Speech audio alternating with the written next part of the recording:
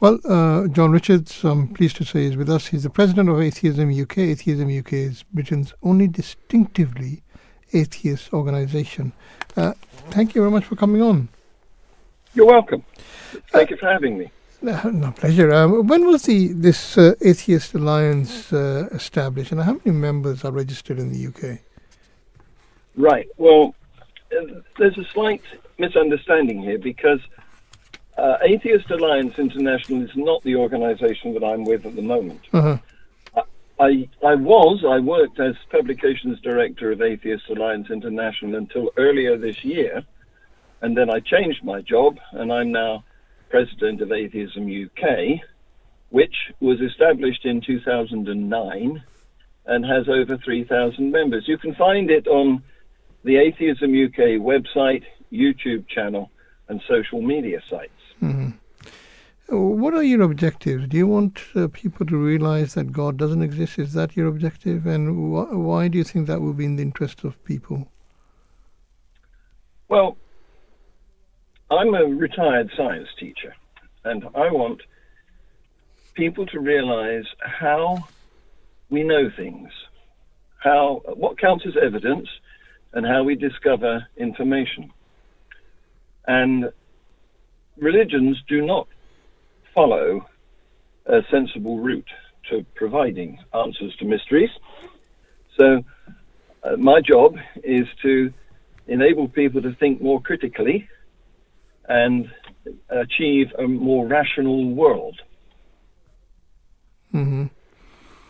And many people who believe in God would point to the origin of the universe as evidence, and God as being the first cause. How do atheists explain the origin of the universe, of matter, energy, and the laws which control them without the existence of God? Sure. That's being an atheist is simply a case of not being convinced by the claims of assorted religious people. So it's incorrect to expect non-believers to have access to specialist knowledge as a result of their atheism. However, if you ask scientists how they explain the origin of the universe, matter, and energy, I suspect that most will tell you that they don't know. Mm-hmm. In my experience, it's only religious people who claim to know the answer to that question, and they do so without any evidence. As for the so-called laws of the universe, these are mental models that were deduced by observing nature. And it's not right to think of them as controlling the universe. They don't correct or punish deviations. They are just representations of how things appear to behave. In fact, to illustrate how much they are mental models or maps of reality and not the territory itself, about 100 years ago, our models were revised from those of classical physics to those of relativity and quantum mechanics. Sorry, are you still with us? Yes. Okay. Yes, but surely that what you are saying is our understanding of those laws has changed. Those laws themselves have not changed. Don't you suspect that there is an originator of those laws, and that would point to the existence of God? I can't rule out the possible existence of a creator deity, but I don't have any evidence for it. Mm-hmm. And how do atheists account for the fact that for thousands of people, or yes, for millions and millions of people, thousands of years, people have claimed that they've experienced God, even if they do describe God in different ways, but they've all, testified to the fact that they've experienced God in such a way. I mean, how would you explain that? Is that just something that's fanciful? That's a good question. The answer I give is experiences are not evidence, and testimony is not reliable. I mean, I could testify that I have fairies at the bottom of my garden. You see, evidence must be shareable. You can't experience my headache, and I can't experience your stomach pain.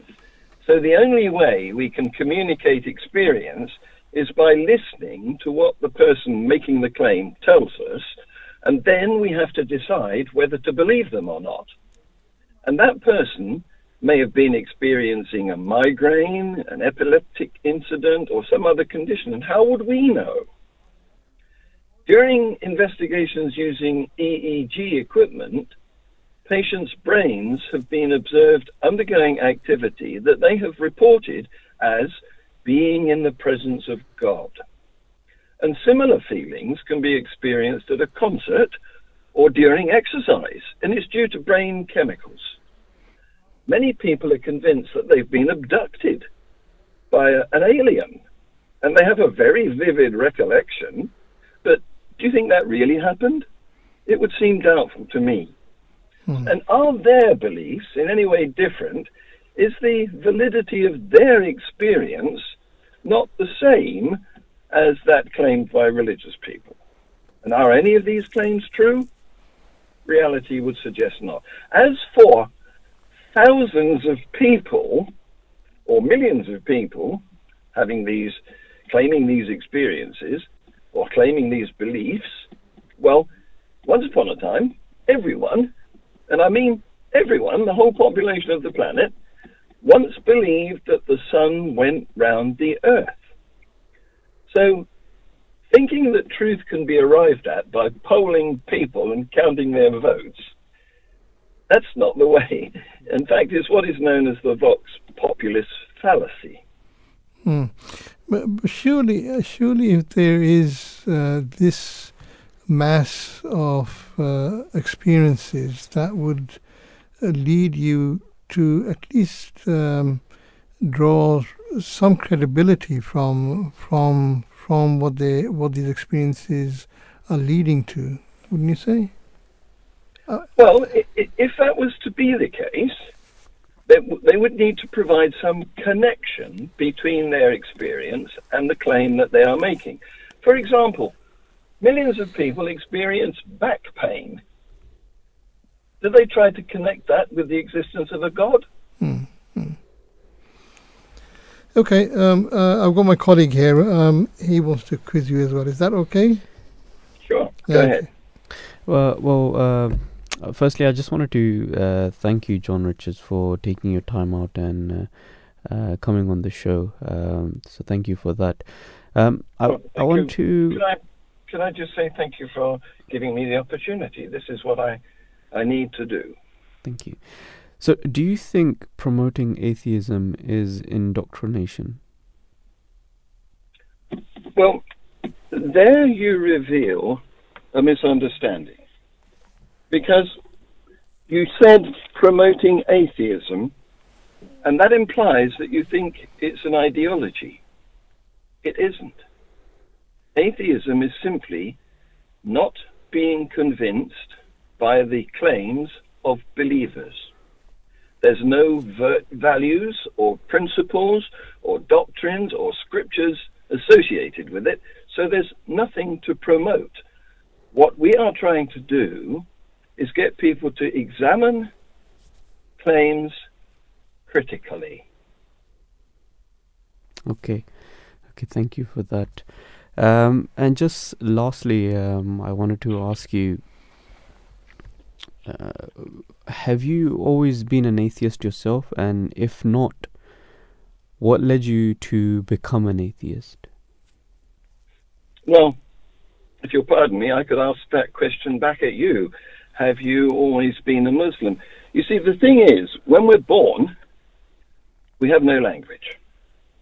And so religious people have to wait until their babies can speak, until we can understand language, before they can sell their faith to us. And I was lucky because that never happened to me. If you'll pardon the expression, I chose my parents well. They weren't religious people, and they didn't live in a religious culture. So I count myself as very lucky, since I never got inducted into a faith, and therefore I haven't had to escape from one. And that means I haven't had to risk being stoned to death for apostasy. The thing is that those who discover, after wasting years of their lives in a religion, that they were deceived, they are the most militant, most aggressive atheists, because they have a justifiable grievance to be angry about. Now, you can find more about me on my Free Thought Productions YouTube channel, where you will be able to see me debating lecturer Imran Hussain at Manchester University Islamic Society last year. John, before you go, you mentioned when starting this discussion that as a scientist, this is something that you cannot bring yourself to believe in the existence of God. But many scientists do believe in the existence of God. I was particularly thinking of Isaac Newton, who pointed to certain observations of his that pointed to the existence of God. The opposing thumb was one, and the first, was it,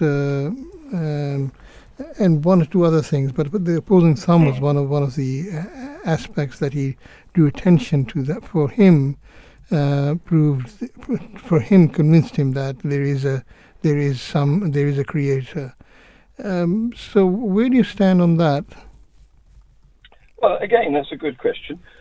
Isaac Newton lived 500 years ago, and during a time when belief in a God was endemic. You would have been a very odd person in that society if you came out as a non-believer. Although, of course, there were a few, and there always have been.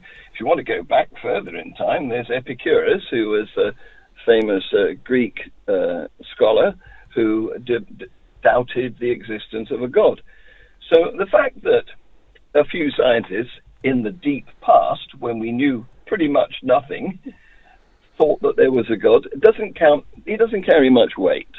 And I accept that there are a few scientists today, I can't think of any to name at the moment, but the vast majority of scientists, particularly biologists, do not accept the claim that there is a creator deity because there's no evidence for it. No, but this is what I was actually trying to draw your attention to, that Newton, for example, actually pointed to certain observations of his that led him to believe in the existence of God. It's not the fact that it's not just belief in God, but the observations that he drew attention to. What are your thoughts on those observations that he mentioned? Okay, another good question. What he was pointing at was a mystery at that time. We didn't know why or how the opposable thumb came about. We've got a pretty good explanation for it today, but mysteries are not answers. Mysteries are questions. And so claiming that because we don't know this, my God done it, it's not logical. Okay, thank you very much. I would love to talk to you longer, but our time is up, I'm afraid, and we've got another caller as well that we need to speak to. So, John Richards, thank you very much for coming on and sharing your thoughts on this very important subject. President of Atheism UK, and you also gave us a website, didn't you? Yes, atheismuk.com. Excellent. Thanks very much. And I wish you all the best. Thank you. Thank you very much. You know how to contact me. I'll be happy to come back. Okay, great. Thank you. Bye-bye. Thank you. Bye-bye.